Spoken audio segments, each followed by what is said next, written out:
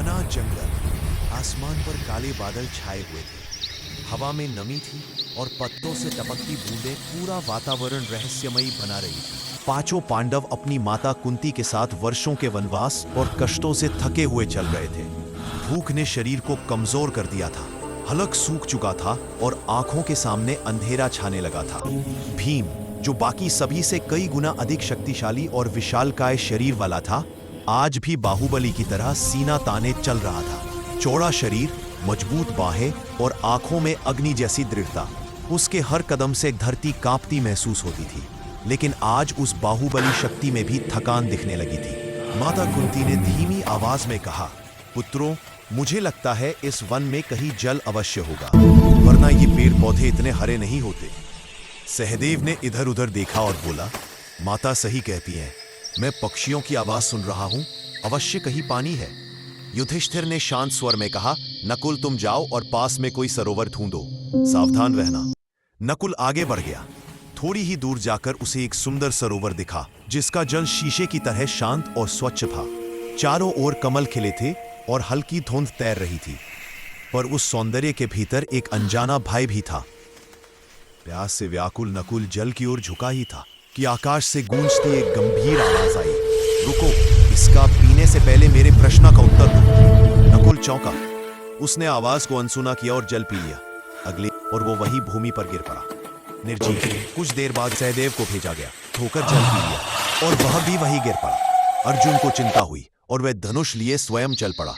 उसने भी वही दृश्य देखा, निश्चल जल, लहराती धुंध और वही आवाज गूंज उठी। उसने जल पिया और वही हुआ जो औरों के साथ हुआ। अब केवल भीम और युधिष्ठिर बचे थे। भीम क्रोधित हो उठा, अवश्य कोई राक्षस है यहाँ, मैं उसका वध कर दूंगा। वह गदा उठाकर बाहुबली की चाल में आगे बढ़ा। हर कदम पर जमीन थरथरा रही थी, शाखाएं हिल रही थीं, पक्षी उड़ रहे थे। सरोवर के पास पहुंचते ही वही आवाज फिर गूंजी, ओ बाहुबली भीम, ठहरो, ये जल साधारण नहीं, यह मेरे प्रश्नों का उत्तर पूछना। भीम गरजा, उसने जल पी लिया, धरती पर गिर पड़ा। अब युधिष्ठिर और माता कुंती बचे थे। माता कुंती पुत्रों की दिशा में देख रही थी। उनके चेहरे पर भय था, मगर मन में विश्वास। युधिष्ठिर, यह कोई साधारण शक्ति नहीं, यह कोई देव या यक्ष हो सकता है। तुम बल नहीं, बुद्धि का उपयोग करना। युधिष्ठिर प्रणाम कर आगे बढ़े, सरोवर के किनारे खड़े होकर बोले, हे अदृश्य शक्ति, यदि तुम यहां उपस्थित हो तो अपना परिचय दो। मैंने जल नहीं पिया है। तभी एक दिव्य आकृति प्रकट हुई, चमकती आंखें, गहन स्वर और रहस्यमयी तेज। यक्ष, मैं इस वन का रक्षक हूं। तुम्हारे भाई मेरे प्रश्नों का उत्तर दिए बिना इस जल को पी गए, इसलिए वे अचेत पड़े हैं। यदि तुम मेरे प्रश्नों का सही उत्तर दे सको तो मैं उन्हें जीवन वापस कर दूंगा। युधिष्ठिर ने हाथ जोड़कर कहा, पूछो हे यक्ष। यक्ष ने एक एक कर गूढ़ प्रश्न पूछे। इस संसार से अधिक तेज क्या है? मन उससे भी तेज है। सबसे बड़ा शत्रु कौन है? क्रोध और लोभ। मनुष्य को क्या जीवित रखता है? आशा। सबसे बड़ा धर्म क्या है?